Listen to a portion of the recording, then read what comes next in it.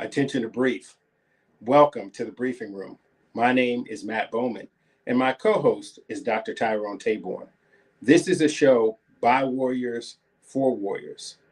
This is a show that if you're an executive, a CEO, or a student, you can get leadership lessons from pioneers in aviation, in engineering, in STEM, leaders who've led thousands of people around the world.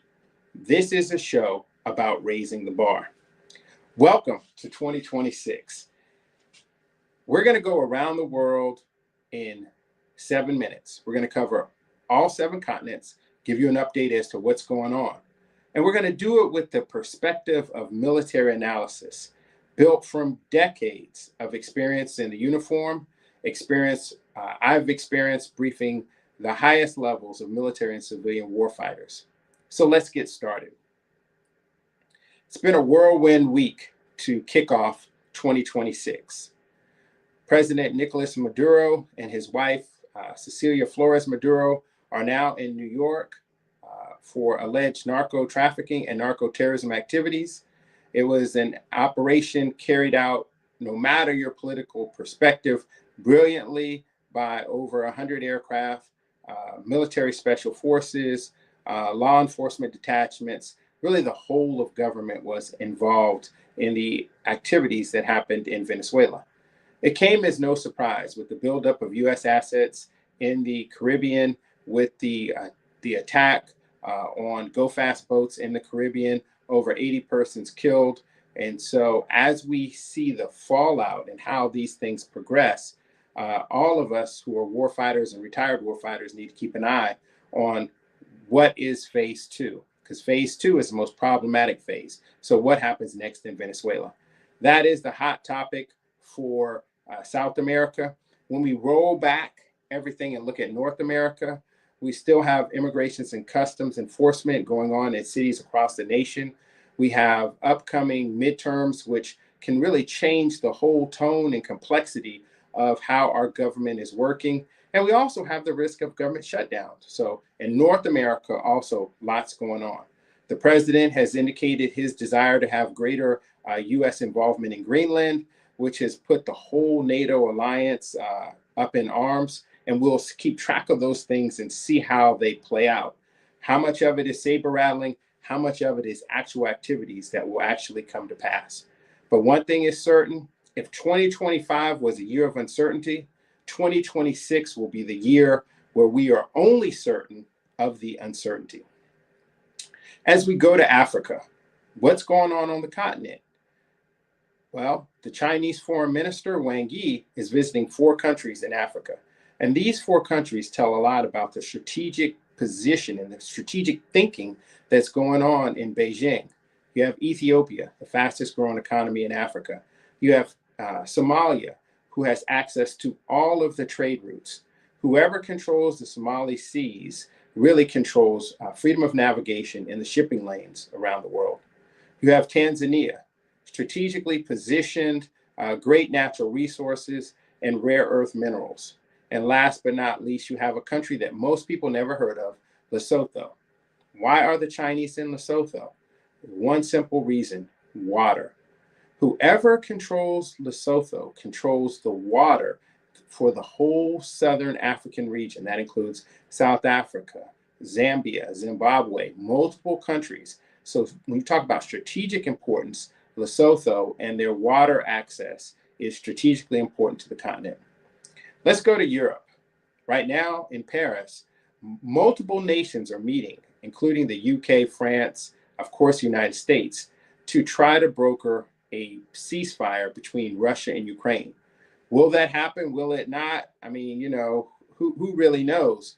But what we do know is that the UK and France have both committed to putting UK and French soldiers boots on the ground should a ceasefire agreement be signed. That 20-point peace plan that was offered by the United States and has been gone back and forth between Moscow and Kiev is what's on the table, what's being discussed. Israel and Hamas continues. The peace is, if that's what it can be called, a quasi-peace is holding, and I think that bodes well. But still, lots of uncertainty. The thing is a powder keg. It could kick off at any time. And then last but not least, the Asian continent.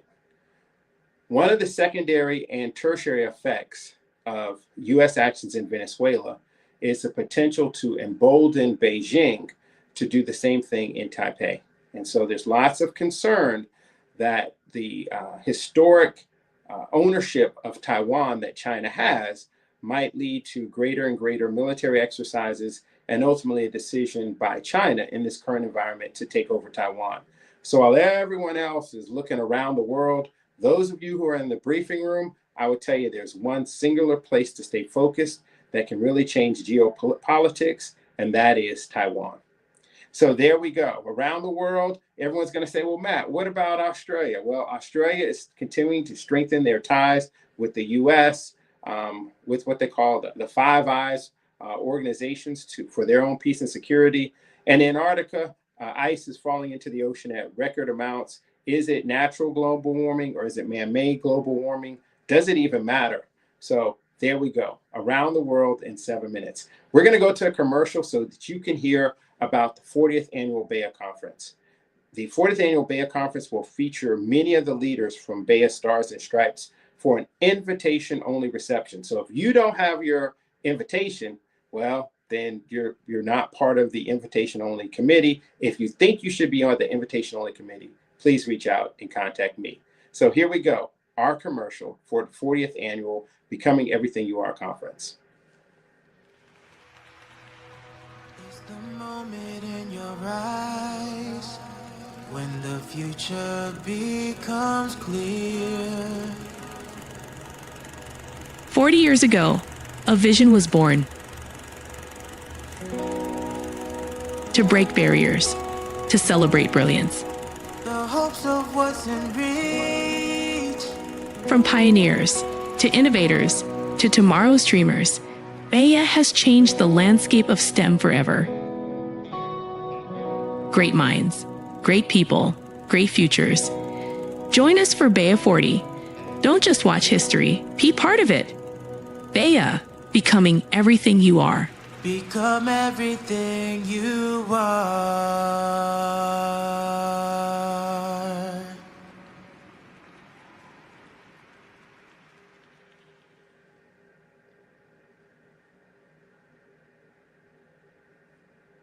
Welcome back to the briefing room. My name is Matt Bowman, and I'm your co-host of the briefing room along with Dr. Tyrone Taborn. We have one promise at the Becoming Everything You Are community, and that is to connect you with the best thought leaders in the world. And our guest today is one of those men. When you hear about the operations that are going on around the world, if you hear about an aircraft carrier, or if you hear about the USS Iwo Jima, this man has done it all. When you talk about a leader among leaders, that is the theme of this show today, a leaders among leaders. Captain Dana Gordon is a legend in naval aviation. He's a former commanding officer of the USS Iwo Jima. He has done operations all around the world, and he has his own business where he teaches all of the cutting edge techniques learned from naval aviation. So if you're an executive, an entrepreneur, and you're looking for someone who can teach you how to raise the bar and get to that next level, Captain Dana Gordon is your man. And with that, welcome, Captain Dana Gordon, U.S. Navy retired. Matt, how are you today? Listen, sir, I'm fantastic. I'm fantastic. You know, we have a tradition here on the show that everyone wears a shirt that represents something unique about them. So tell me, sir, tell me about that shirt you have on. It's Iwo Jima, and it's Iwo Jima. Uncommon Valor. It is. Absolutely, absolutely. Well, listen, welcome to the briefing room. I'm so glad that we can have you on this show. We're gonna jump right into it. For the audience, let's go back in time. Tell us, who is Dana Gordon? Where's your family coming from? We want the whole history. Sure. So grew up in Columbia, South Carolina. Youngest child of three. Mom and dad, both HBCU graduates. Dad went to Morgan State University, ran in the Morgan State Hall of Fame. Um, Mom's an educator, was an educator in Columbia, so I always joke that I'm a third generation educator. My sister. And because of that, I think I enjoy what I do now, and we'll get to that, more in the future. Excellent, excellent. I love it.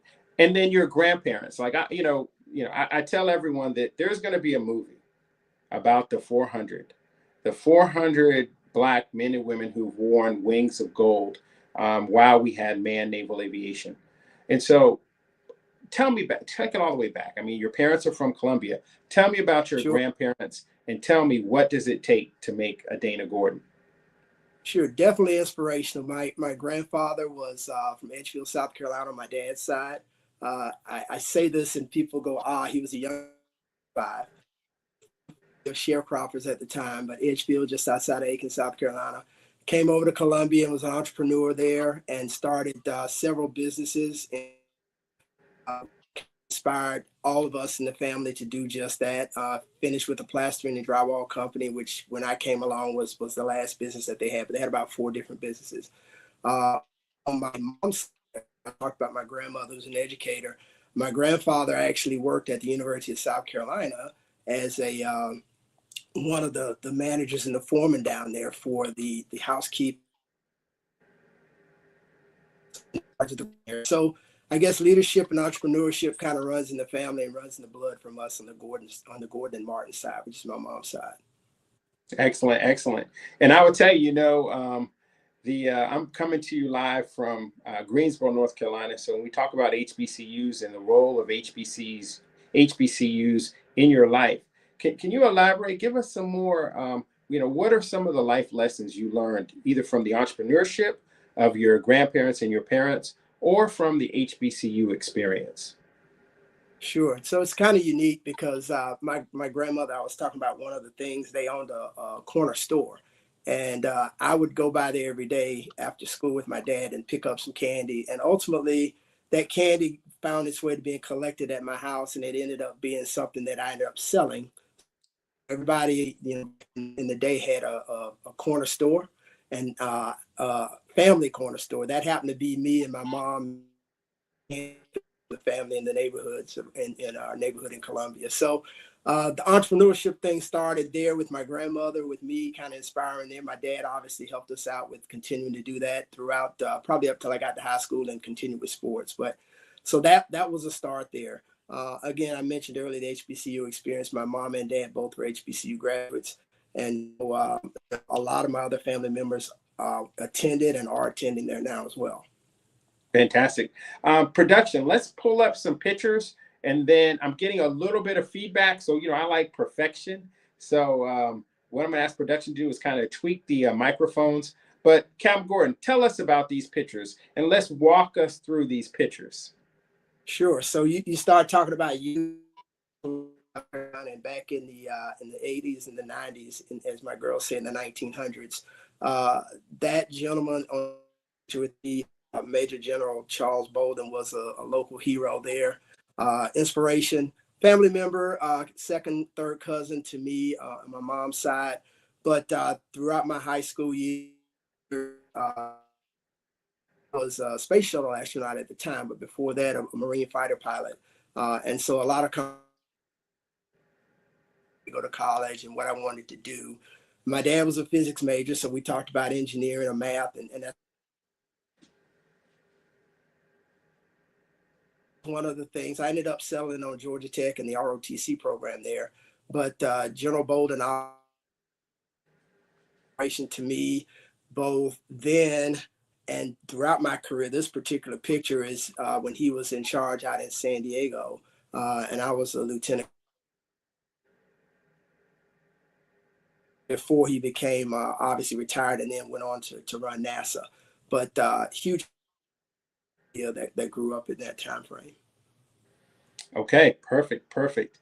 All right. And so if there was, so then you have General Bolden, you have Shay, you have the whole family. We're going to have him on this podcast. So excellent story. Now tell us, naval aviation and the Navy life is hard. You're missing holidays, you're missing birthdays. You cannot do it individually. So tell us about this picture. Absolutely. So this picture is, my mother next to me, and then my two sisters.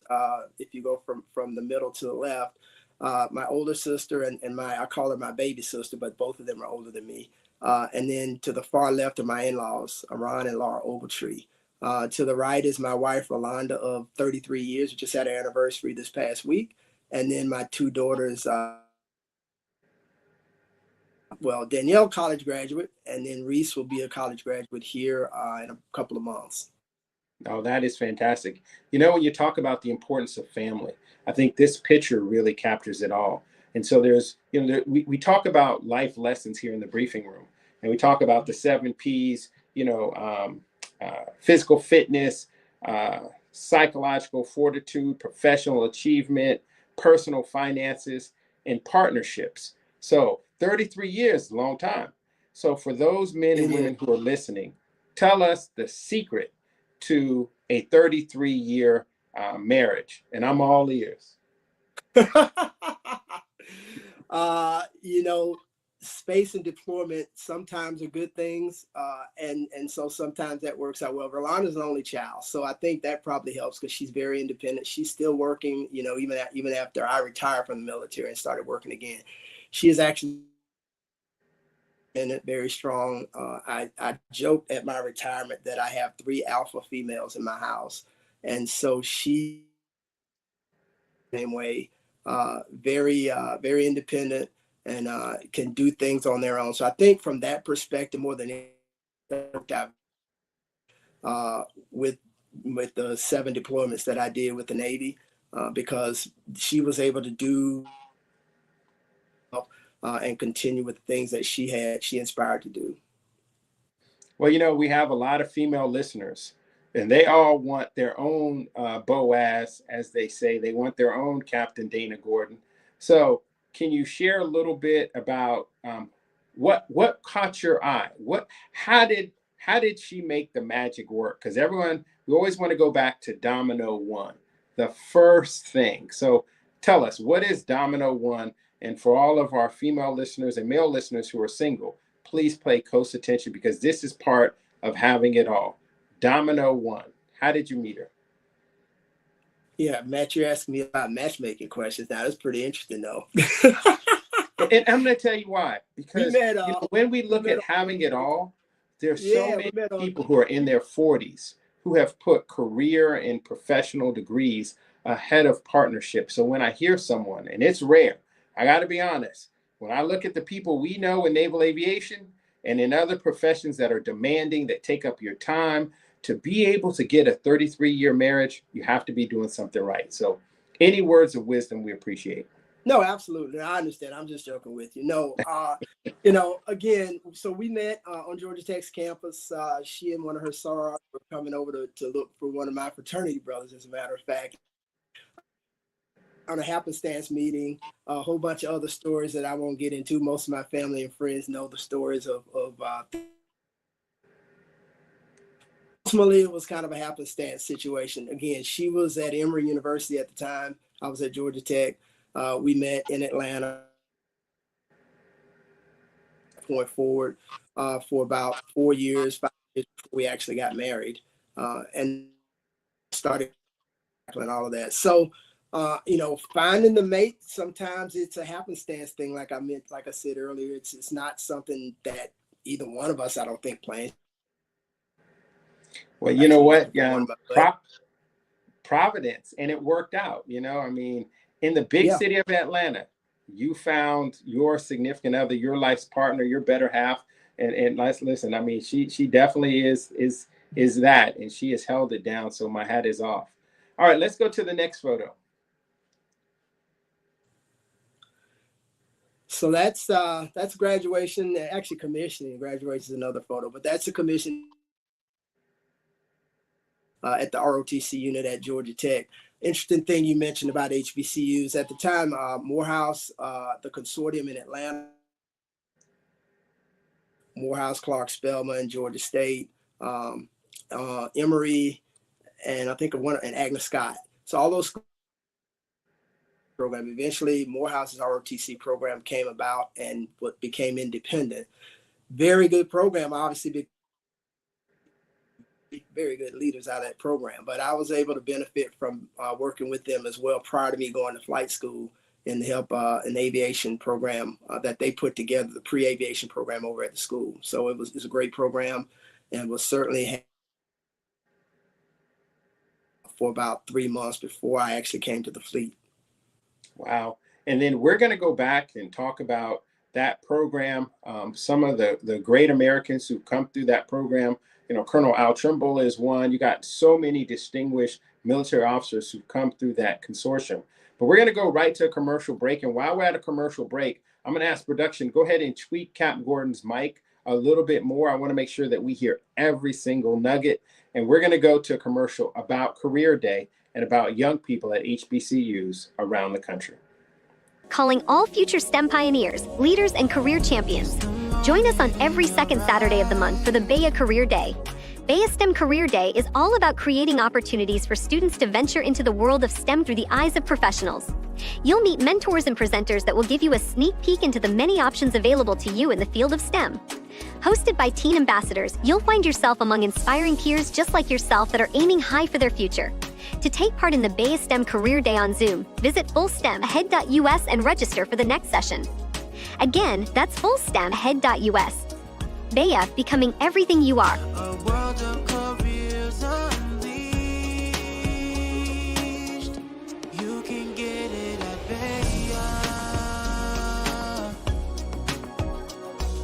Become everything you are. Welcome back to the briefing room. My name is Matt Bowman. I'm your host, a show by Warriors for Warriors, and we have Captain Dana Gordon, U.S. Navy retired, on the show. And he was just telling us about his Navy ROTC experience in Atlanta at the consortium, included HBCUs, Georgia Tech, and others. So Captain Gordon, why aviation? Out of all the things in the world, I mean, why Top Gun? Why you want to be aviation?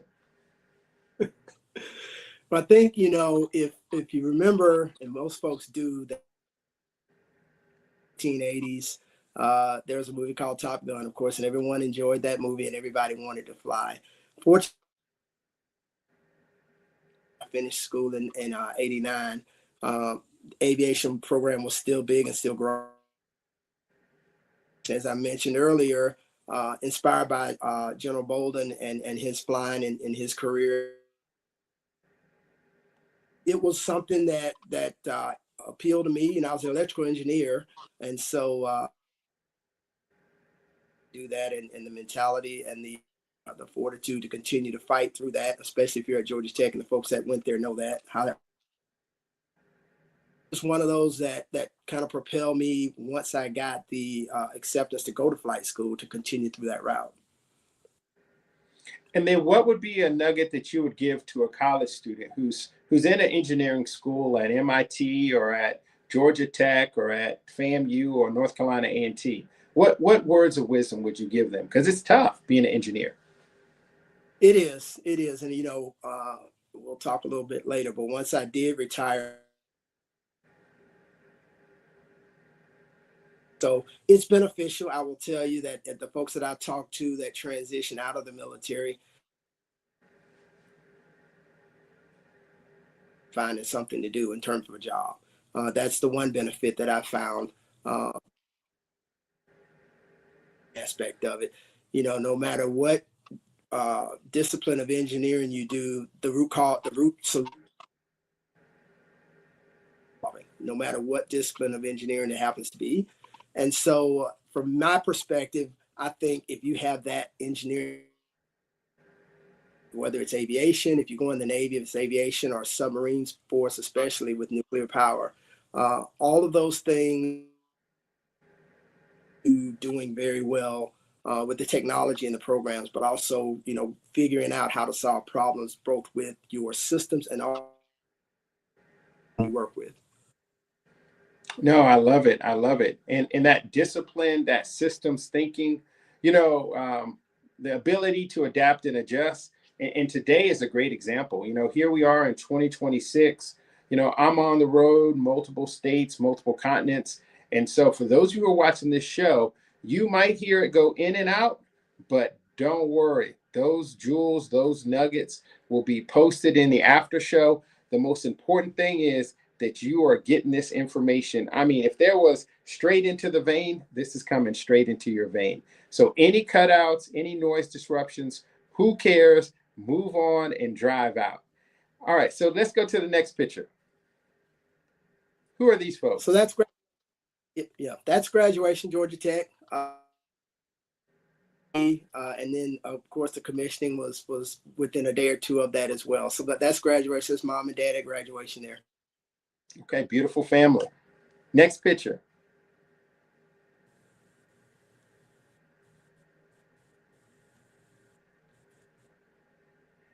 All right, and so I think this actually may round out all the pictures that we have. So now we want to go into the Navy.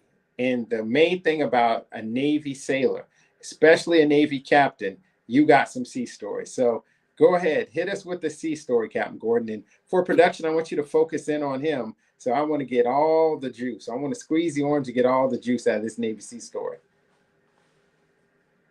Sea stories. So, Matt asked me to tell a couple of sea stories. And one of them, during my early time in the Navy, rescues is one of the things that we kind of specialize in. And I was fortunate enough as a lieutenant to have 2 rescues. And that most people don't get one in a lot.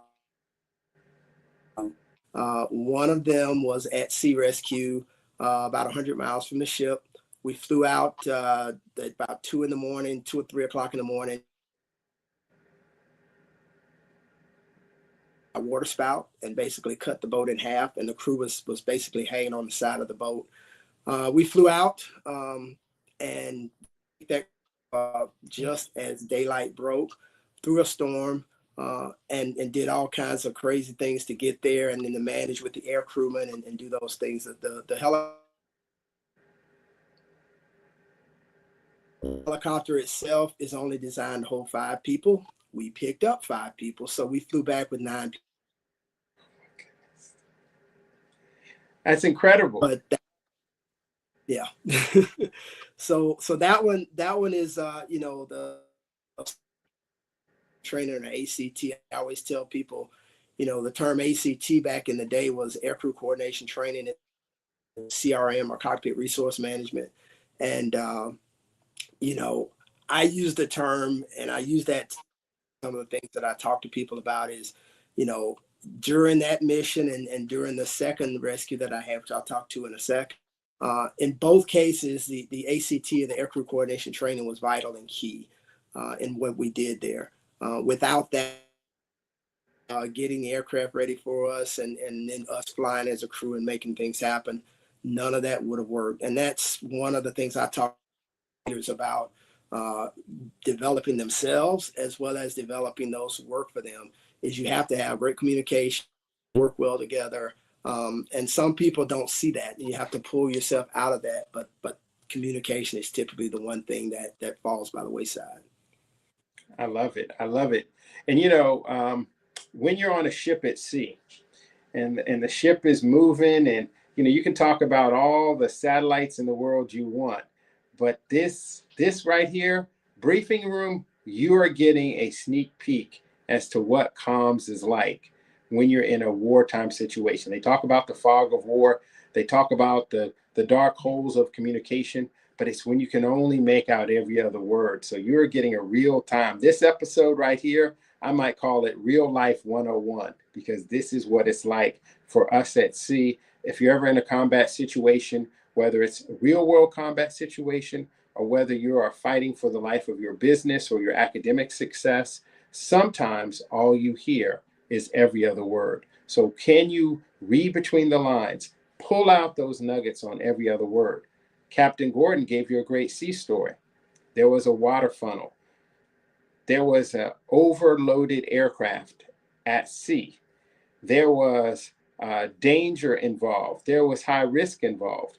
But I got to tell you, there was also reward. So when you have those elements, danger, high risk, uncertainty, change, stretching the limits of your capabilities, there's an award. And so, Captain Gordon, off of that first rescue, I mean, I know you're a legend in the community off of that rescue, but was there any medals, or what happened as a result of that rescue? My two Navy Air medals, which in the Navy, single rescue and rescue pin, which is very rare. And you can see that photo on the right there. That's the air crew. That's my co-pilot now. And then Scott Palmer and Bruce Alexander with the two air crewmen. But that was right after. It's a cruiser, single spot ship, by the way, for a helicopter pilot. Very difficult to fly on and land on.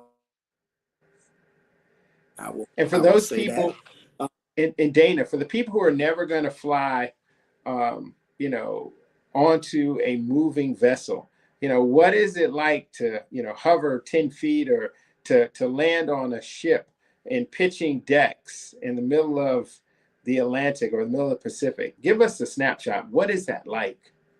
So I usually try to describe it as on top of a basketball, Okay. and balancing yourself that way. And then go in a closet and put down a postage stamp and take a laser pointer and walk pointer to a spot on the stamp every time. Wow. And that's what it's like landing. Incredible, incredible. You know, they have a saying, and it says, you know, where do we find such men and women like this? And so when you talk about a postage stamp at night, or when you talk about balancing yourself on a basketball, I mean, the hand-eye coordination, the skill, all of that. So salute to you, sir. All right, tell us about the second sea story. So picture there is the second rescue that we did there over a smokestack here in Palatka, Florida, south of here. And that one again here, but again, all of those things together. Second sea story for me, learned as I evolved as a leader is to become a playmaker. And what I mean by that is point guard in high school and played basketball of all time. Anyone who's ever watched Magic Johnson knows that the magic that he did would light up the crowd, but also inspire his team. And as I grew up doing that, and the guys that played ball passing it just as much as I did scoring, because I enjoyed the success of watching my teammate score a basket, dunk, or whatever it happens to be. So I think, you know, from that perspective, being a playmaker is a part of being a leader. You know, you want to be the person that is to help the team win and help the team do what they have to do to win. You know, this particular picture here is a picture of me. This is a third of the crew. The crew is with Marines is 3,250, and those are my chief petty officers on the right. For me, my job as a CO of that ship was just to be the playmaker. Though I had a phenomenal crew and a phenomenal deployment. 8 mishaps, nothing. We came back, won every award that could be had, and sailors promoted and did great things. But my job was to be the person that made sure everybody did what they needed to do and be the playmaker to make them succeed. And how long was that deployment? It was an 8-month deployment. So, and how many mishaps in 8 months? We pulled in once in the middle. So we did about 95 straight days. In the Navy, everybody knows you get a beer day. You get 2 beers if you go over 90 days. That's right. So, you know, and there's people who go their whole career and never have a beer day. So if you've had 2 beer days, like I say, my hat is off to you, sir. Oh, yeah. Yes. Yeah. And that's the ship, you know, for those of you who don't know, it is those type ships that are involved in operations like the one that just occurred, Operation Southern Spear. So, you know, these are the kind of men and the kind of playmakers who are behind the scenes and who make that happen. All right. So then, you know, there you go. You have a fantastic Navy career. But there comes a time when every cowboy has to hang up his hat and every cowboy has to hang up his spurs. So tell us, what are you doing now after retirement from the Navy? Yeah, so of enjoying the Navy and doing great things and enjoying life and the family, we decided to hang it up and decided to move forward. We stayed here in Jacksonville. My last two commands were here. Two squad was in Florida in Jacksonville, so we stayed here. And then I was fortunate enough to get on board with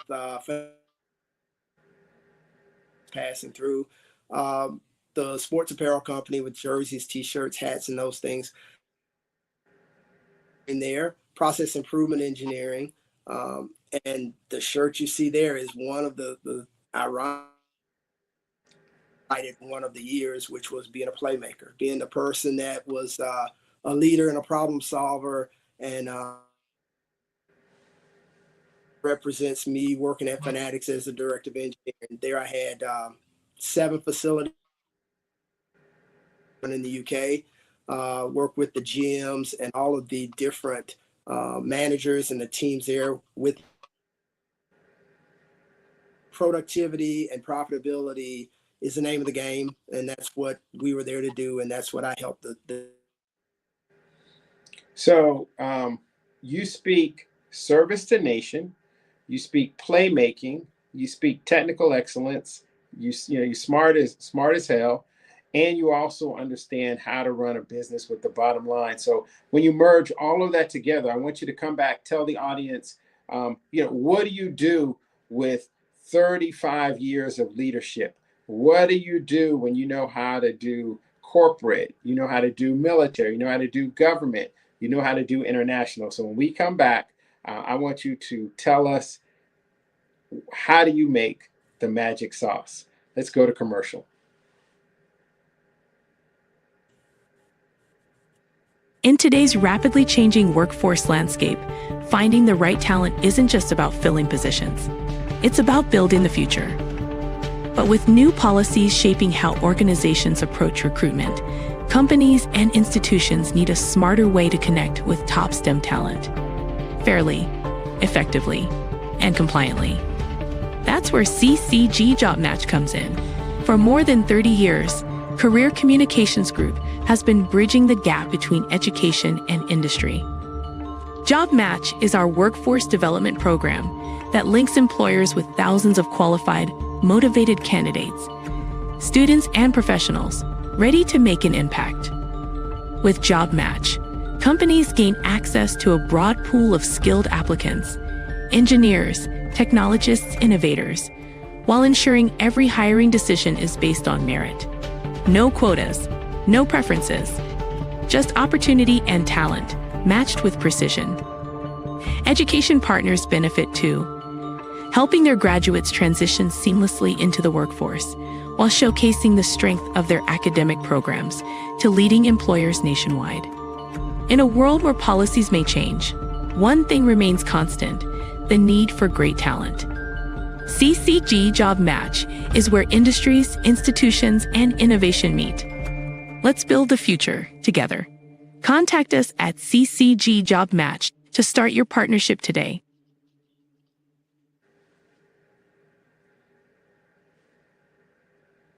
Welcome back to the briefing room. My name is Matt Bowman. I'm a co-host with Dr. Tyrone Taborn.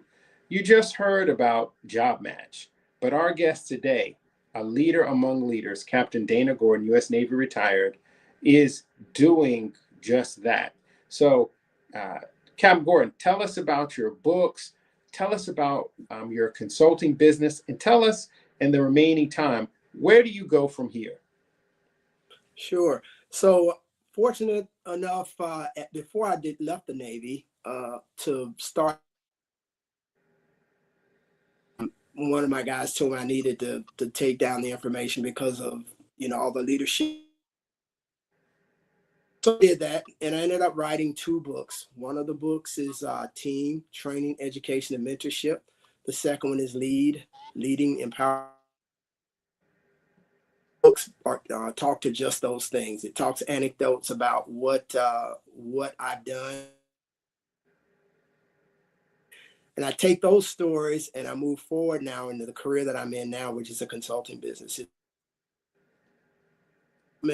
It's also strategic coaching, working anywhere from with one individual plus, depending on the circumstances. But given my background and the things that I've done, working one-on-one to help them to develop and grow. Okay. And then the second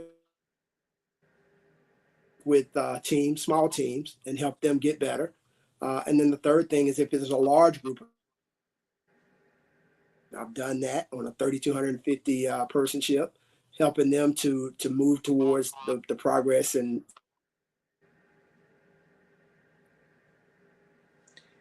All right. And based on that, Captain Gordon, what would be your message? Now we're going to go to messaging, and we're going to pick three audiences. Number one, to the CEOs who are listening, what is your message to the CEOs? How can they work with you? How can they find you, to the CEOs, and what would you give them? site is drgordonconsulting.com. My Okay. information is there. You can see the background and what I offer now. For CEOs of companies, again, I have 5 years of working in within that realm, but also the military background of understanding how to work with teams together. There's a little thing called the Battle Lead that we win in the Navy between the ships and the squadrons. I won about the top team, whether it's a squadron, a ship, or excellence of whatever we do, deployments and all the things I did. So I am the person who you should come to, and whether it's statistically or whether we're talking about trying to move the needle on doing things with teamwork. Yeah, I love it. And I love that playmaker. So, as I meet with these CEOs and I talk to them about a playmaker, you are definitely the man I'm going to send them to when you talk about team building and when you talk about moving the needle, because at the end of the day, it's all about performance. I mean, how you feel matters. And I know your leadership style is, I mean, you build them up, break them down, tear them apart, put them back together again. And you're just a master at building teamwork. And who doesn't love working for Dana Gordon?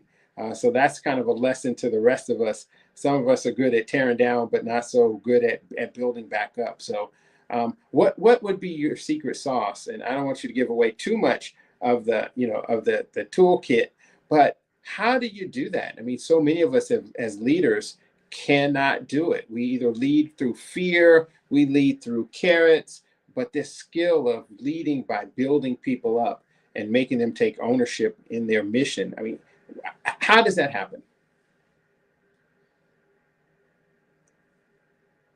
Is use your subject matter experts. I mean, those are the people who know what they're doing. A lot of they roll in thinking that the problem or the process they're going to work is theirs and theirs alone. And in doing that, I see a lot of failure and a lot and know what they're doing and trusting them. And in turn, trusting them, they learn to trust things. Oh, wow. Excellent. All right. And then for the entrepreneurs who are watching this, the people who've quit their jobs, or maybe they had a government job and they decided to step out on their own, both for veterans and what we call pure entrepreneurs, what advice would you give them? With entrepreneurs, a lot of it is kind of on that in that world right now is what I'm doing. You have to have. I want to go and I want to have my own business. Do you love what you're doing? Is it one of those things where you have to love what you're doing and you have to give it your all, the time, the energy, asking a lot of questions and figuring out what it is that you're individuals. For me and working with them, my biggest thing is what is it that keeps you up at night? the biggest question that entrepreneurs need to come up with and try to figure out how to solve the one or two problems that they have. I love it. I love it. Well, Captain Gordon, sir, it's been a pleasure. I mean, we've talked about the Iwo Jima, we've talked about STEM, we've talked about academia, we've talked about entrepreneurship, and we've talked about corporate excellence, corporate success. So, with that, I want to give some final thoughts from you before I go into my Matt's analysis section, where I talk about today's events and I also give my personal thoughts about you. Sure. So again, job is to work with individuals, work with teams, to try to get them to be more profitable. An individual, whether it's a group, our goal is to try to work with them to do their best. Again, that they can be. That's usually my goal. That's what I try to do, whether it's an individual or a team. That person's leading that team even better. Wow, fantastic, fantastic. Well, once again, we've started off the year right. When we get to the 400 and they make the movie, I can't wait to see who plays you when you have that helicopter flying through the middle of the night, going to that water spout. It's going to be a fantastic movie. We did not talk about the rocket ship that you have in your garage, but at some point we'll talk about that pocket rocket that you have in your garage, and really an extraordinary life. So thank you, sir, for coming on the briefing room. We're going to go to a commercial, and then I'm going to come back with Matt's final thoughts. Hi, STEM professionals. I'm Eric Price, Vice President of Recruitment and Training here for Career Communications Group.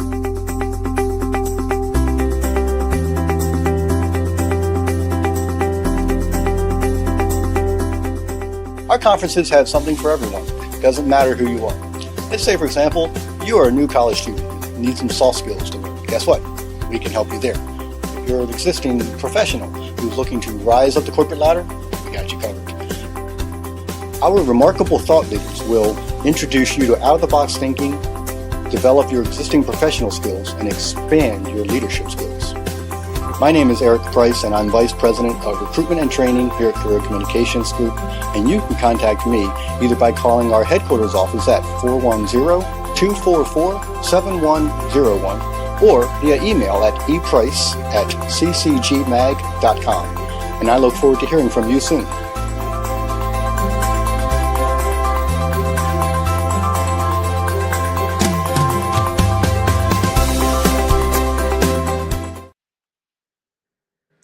All right, welcome back to the briefing room.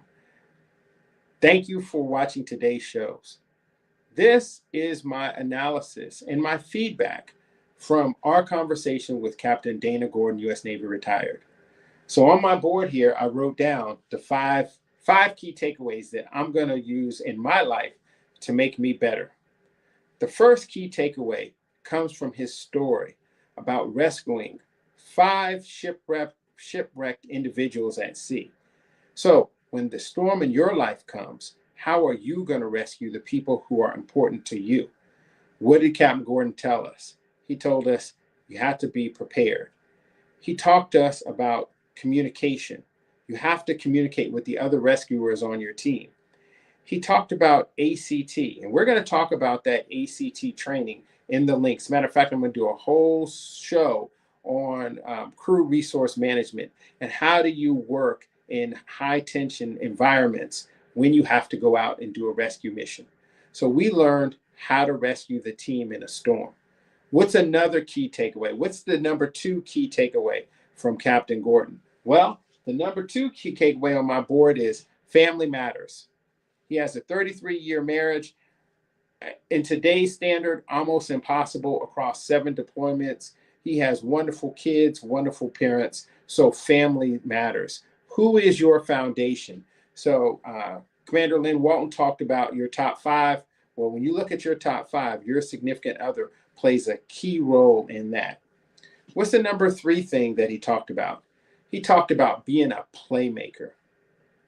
How do you become a playmaker? Well, if you don't know how, You can go to his website. You can book Captain Gordon. Dana would love to come to your company and show you how it's done. How do you become a playmaker in the company if you're an employee? How do you become a playmaker at your university? How do you become a playmaker in your community? Captain Gordon can tell us all how to do that. So read his book, book his consulting services, learn how to be a playmaker. What's the fourth thing that he talked about? He talked about awards and recognition. You don't do the work for the awards and recognition, but if you do the work right, awards and recognition will be natural consequences. He talked about the Battle E Award, and for those who are in the Navy, we know how difficult it is to win a Battle E.